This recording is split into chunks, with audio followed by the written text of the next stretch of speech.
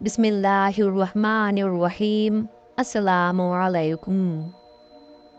6 शव्वाल 3 हिजरी को हुजूर सल्लल्लाहु अलैहि वसल्लम ग़ज़वा उहद पर जाने की तैयारी कर रहे थे कि बनु सलमा के 4 नौजवान आप सल्लल्लाहु अलैहि वसल्लम की खिदमत में हाजिर हुए और अर्ज़ की, या रसूलल्लाह सल्लल्लाहु अलैहि वसल्लम, हम चारों भाई लड़ाई में शरीक हो रहे हैं।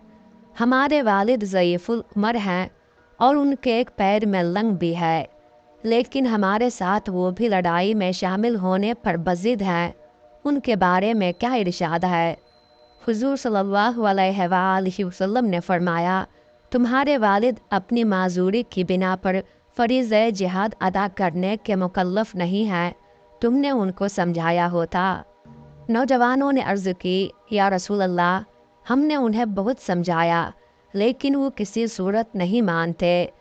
हुज़ूर सल्लल्लाहु अलैहि वसल्लम ने फरमाया, अच्छा तो उन्हें ज़रा मेरे पास बुला लाओ। नौजवान अपने घर गए। थोड़ी देर बाद वहाँ से पलटे तो उनके साथ घुंघरियाले बालों वाले गोरे रंग के एक सफ़ेद रेश बुज़ुर्ग भी लंगड़ाते हुए आए। ये उनके वालिद थे। उन्होंने बड़ी अक़ीदत व एहतराम के साथ हुज़ूर सल्लल्लाहु अलैहि वसल्लम को सलाम किया और अर्ज़ की, या रसूल अल्लाह सल्लल्लाहु अलैहि वसल्लम, मेरे माँ बाप आप पर कुर्बान, इस आजिज़ के लिए क्या हुक्म है? हुज़ूर नबी करीम सल्लल्लाहु अलैहि वसल्लम ने मुतबस्सिम होकर नहायत शीरीं लहजे में फ़रमाया, भाई, मैंने सुना है कि आप भी हमारे साथ लड़ाई पर जाना चाहते हैं। आपका इखलास और जज्बे फ़िदवियत अल्लाह के नज़दीक बहुत पसंदीदा है, लेकिन आपकी उम्र अब लड़ाई में हिस्सा लेने की नहीं, और फिर आप एक पाँव से माजूर भी हैं, इसलिए आप जिहाद पर जाने के मुकल्लफ़ नहीं है। उम्मीद है कि अल्लाह ताला आपको अपनी नीयत के बदले जिहाद का सवाब अता फरमाएगा। वो बुज़ुर्ग बड़े जोश के साथ अर्ज़ पैरा हुए, या रसूल अल्लाह, ये लड़के भी मुझको मैदान जिहाद में जाने से रोक रहे हैं, लेकिन अल्लाह की कसम, मुझे उम्मीद है कि अगर मैं राह हक में लड़कर मारा जाऊं तो इसी पाँव को घसीटता हुआ जन्नत में पहुंच जाऊंगा।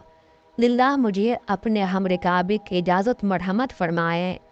हुज़ूर सल्लल्लाहु अलैहि वसल्लम उनके जोश इखलास से बहुत मुतासिर हुए और उनके फ़र्जंदों से मुखातिब होकर फरमाया, बेटो, अब इनको ना रोको, शायद इनके मुक़द्दर में रुतबे शहादत पर फ़ाइज़ होना ही लिखा हो। हुज़ूर सल्लल्लाहु अलैहि वसल्लम का इरशाद सुनकर ये बुज़ुर्ग बेटों के साथ खुश खुश घर लौटे, हथियार संभाले और फिर इज्ज़ो अल्लाह के साथ बारगाह रब्बुल इज़्ज़त में दुआ मांगी, इलाही, मुझको शहादत नसीब फरमाना और मुझको नाउम्मीद घर वापस ना लाना। इसके बाद वो सीधे हुज़ूर नबी रहमत सल्लल्लाहु अलैहि वसल्लम की खिदमत में पहुँचे और दूसरे मुसलमानों के साथ आप सल्लल्लाहु अलैहि वसल्लम के हमरिकाबी में मैदान जंग की तरफ रवाना हो गए। ये बुज़ुर्ग जिनके जोशे ईमान और शौक़ शहादत ने हुज़ूर सल्लल्लाहु अलैहि वसल्लम को इस कदर मुतासिर किया कि आप सल्लल्लाहु अलैहि वसल्लम ने उनकी किबर सिनी और माजूरी के बावजूद उन्हें लड़ाई में शरीक होने की इजाज़त मरहमत फरमाई। सैयदुल अंसार हज़रत अमर बिन जमूह रज़ी अल्लाह ताला अन्हो थे। हज़रत अमर बिन जमूह रज़ी अल्लाह ताला अन्हो खज़रज की शाख बनु सलमा के रईस थे। एक रिवायत में है, कहते जहालत में ख़ानदान के बुत खाने की तौलियत भी उनके सुपुर्द थी। बुत परस्ती से उनका शगफ जुनून की हद तक पहुंचा हुआ था। लकड़ी का एक बुत बनाकर घर में रख लिया था, जिसकी सुबह शाम परस्तिश किया करते थे और बड़े एहतमाम के साथ उसको बना संवार कर रखते थे। उनकी ज़िंदगी के बेशुमार लैलो नहार इसी हालत में गुजर गए, यहाँ तक के बुढ़ापे ने आ लिया। उसी ज़माने में फ़ारान की चोटियों से खुर्शीद रिसालत तुलू हुआ। इसकी ज़ियाबारी ने यसरब के बहुत से घरानों को भी मुनव्वर कर दिया। 11 बेसत में, 12 बेसत में और 13 बेसत में 75 यसरबी मक्का गए और नबी रहमत सल्लल्लाहु अलैहि वसल्लम की खिदमत में हाजिर होकर ईमान की नेमत اور حضور کی بیعت سے سعادت اندوز ہوئے۔ 13 بعثت کی بیعت عقبہ کبیرہ میں شامل ہونے والے 75 نفوس قدسی میں حضرت عمرو بن جموح رضی اللہ تعالی عنہ کے نوجوان صاحبزادے معاذ رضی اللہ تعالی عنہ بھی تھے۔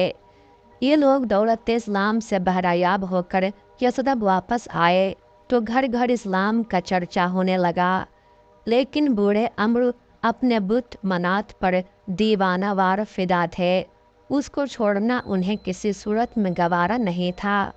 حضرت معاذ بن عمرو رضی اللہ تعالی عنہ اور بنو سلمہ کے کچھ دوسرے نو مسلم نوجوانوں نے عمرو بن جموح کو اپنے بت سے برگشتہ کرنے کی ایک پرلطف ترکیب سوچی۔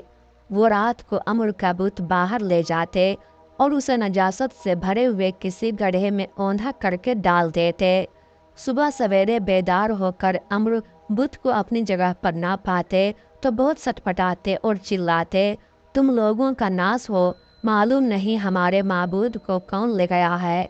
پھر اس کی تلاش میں نکلتے، جب مل جاتا تو اس کو صاف کرتے، نہلاتے اور خوشبو لگا کر اسے اپنی جگہ رکھتے وقت کہتے، اللہ کی قسم اگر مجھے معلوم ہو جائے کہ تیرے ساتھ یہ سلوک کس نے کیا تو اس کی ایسی درگت بناؤں کہ دنیا دیکھے۔ جب یہ قصہ ہر روز ہونے لگا تو ایک دن تنگ آ کر بت کے گلے میں تلوار لٹکائی اور کہنے لگے، واللہ مجھے تو یہ علم نہیں کہ کون تیرے ساتھ یہ گستاخی کرتا ہے، اب یہ تلوار تیرے پاس ہے، خود اس سے اپنا حفظ و دفاع کرنا۔ لڑکوں نے بت کی گردن میں تلوار لٹکی دیکھی تو وہ بہت ہنسے، انہوں نے تلوار تو اتار کر اپنے پاس رکھ لی اور بت کو ایک مرے ہوئے کتے کے ساتھ رسی میں باندھ کر بنو سلمہ کے ایک ایسے کنویں میں لٹکا دیا جس میں لوگ نجاست پھینکا کرتے تھے۔ صبح کو عمرو نے بت اور تلوار دونوں کو غائب دیکھا تو پھر تلاش میں نکلے۔ جب بت کو مردہ کتے کے ساتھ غلاظت کے کنویں میں لٹکا دیکھا تو ان کی چشم بصیرت واہ ہو گئی اور بت پرستی سے نفرت ہو گئی۔ اس واقعہ کے فوراً بعد سرے راہ ان کی ملاقات ایک مسلمان سے ہوئی، اس کے سامنے اپنا دکھڑا رونے لگے۔ مسلمان نے ملامت کی کہ تم نے اپنے آپ کو خواہ مخواہ تذہیب کا نشانہ بنا رکھا ہے، یہ بت بھی بھلا کسی کو نفع یا نقصان پہنچا سکتے ہیں، میری مانو تو ان بتوں پر 3 حرف بھیجو اور خدائے واحد اور اس کے رسول برحق پر ایمان لے آؤ۔ عمرو کے دل میں ان کی باتیں اتر گئیں اور وہ اسی وقت مشرف با اسلام ہو گئے۔ علامہ ابن اسحاق رحمۃ اللہ علیہ کا بیان ہے کہ حضرت عمرو بن جموح رضی اللہ تعالی عنہ ایک خوشگو شاعر تھے۔ انہوں نے اپنے بت کے ہجوم میں یہ شعر کہے، اللہ کی قسم اگر تو الہ ہوتا تو اور مرا ہوا کتا کنویں کے اندر ایک رسی کے ساتھ بندھے ہوئے نہ ہوتے، لعنت ہو تیرے اس جگہ پڑے ہونے پر، وہ کیسی ذلیل جگہ تھی، اگر میں تجھے اس ذلیل جگہ سے تلاش کر کے نہ لاتا تو وہیں اوندھا پڑا ہوتا۔ اس اللہ پاک نے مجھے اس سے پہلے بچا لیا کہ میں قبر کی تاریکی میں رہن رکھا جاتا۔ رمضان 2 ہجری میں غزوہ بدر پیش آیا۔ حضرت عمرو بن جموح رضی اللہ تعالی عنہ اپنے فرزندوں کے ہمراہ اس میں بڑے جوش اور جذبے کے ساتھ شریک ہوئے اور بڑی پامردی سے داد شجاعت دی۔ صحیح مسلم میں ہے کہ اس غزوہ میں جن 2 نوجوانوں نے ابو جہل کو قتل کیا ان میں سے ایک حضرت معاذ رضی اللہ تعالی عنہ بن عمرو بن جموح تھے۔ بعض روایتوں میں ہے کہ حضرت عمرو بن جموح بدر میں شریک نہ ہو سکے کیونکہ ان کے پیر کے لنگ اور ضعیف العمری کی وجہ سے ان کے فرزندوں نے انہیں میدان جنگ میں جانے سے روک دیا۔ غزوہ احد کے موقع پر بھی یہی صورت پیش آئی، لیکن اس مرتبہ حضرت عمرو رضی اللہ تعالی عنہ نے لڑائی میں حصہ لینے پر اس قدر اصرار کیا کہ حضور صلی اللہ علیہ وآلہ وسلم نے انہیں لڑنے کی اجازت دے دی۔ حضرت عمرو رضی اللہ تعالی عنہ بیٹوں کے ساتھ شاداں و فرحاں میدان جنگ میں پہنچے۔ جب ایک اتفاقی غلطی سے جنگ کا پانسا پلٹ گیا اور مسلمانوں میں انتشار پھیل گیا تو حضرت عمرو بن جموح رضی اللہ تعالی عنہ اپنے بیٹے خلاد کو ساتھ لے کر شمشیر بکف مشرکین کے صفوں میں گھس گئے۔ دونوں باپ بیٹے بڑی پامردی سے لڑے، لیکن آخر مشرکین کے جم غفیر نے انہیں گھیرے میں لے کر شہید کر ڈالا۔ مشرکین کی پسپائی کے بعد سرور کونین صلی اللہ علیہ وآلہ وسلم ادھر سے گزرے تو عمرو بن جموح رضی اللہ تعالی عنہ کو خاک و خون میں غلطاں دیکھ کر فرمایا، اللہ کے بعض بندے کوئی قسم کھاتے ہیں تو اللہ اس کو پورا کر دیتا ہے، عمرو بھی ایسے ہی بندوں میں سے ہے، میں دیکھتا ہوں کہ وہ جنت میں چل پھر رہے ہیں اور ان کا لنگڑا پاؤں درست ہو گیا ہے۔ ایک دوسری روایت میں ہے کہ حضور صلی اللہ علیہ وآلہ وسلم نے فرمایا، میں عمرو کو جنت میں اپنے لنگڑے پاؤں کے ساتھ چلتے ہوئے دیکھ رہا ہوں۔ اس غزوہ میں حضرت عمرو بن جموح رضی اللہ تعالی عنہ کے برادر نسبتی یعنی ان کی اہلیہ ہند رضی اللہ تعالی عنہ کے بھائی حضرت عبداللہ بن عمرو بن حرام رضی اللہ تعالی عنہ بھی رتبہ شہادت پر فائز ہوئے۔ حضرت ہند رضی اللہ تعالی عنہ نے اپنے شوہر، فرزند اور بھائی کی شہادت کی خبر سنی تو پوچھا، رسول اللہ صلی اللہ علیہ وآلہ وسلم تو بخیریت ہیں؟ جب لوگوں نے اس بات میں جواب دیا تو کشاں کشاں آپ صلی اللہ علیہ وآلہ وسلم کی خدمت میں پہنچی اور عرض کی، آپ سلامت ہیں تو سب مصیبتیں ہیچ ہیں۔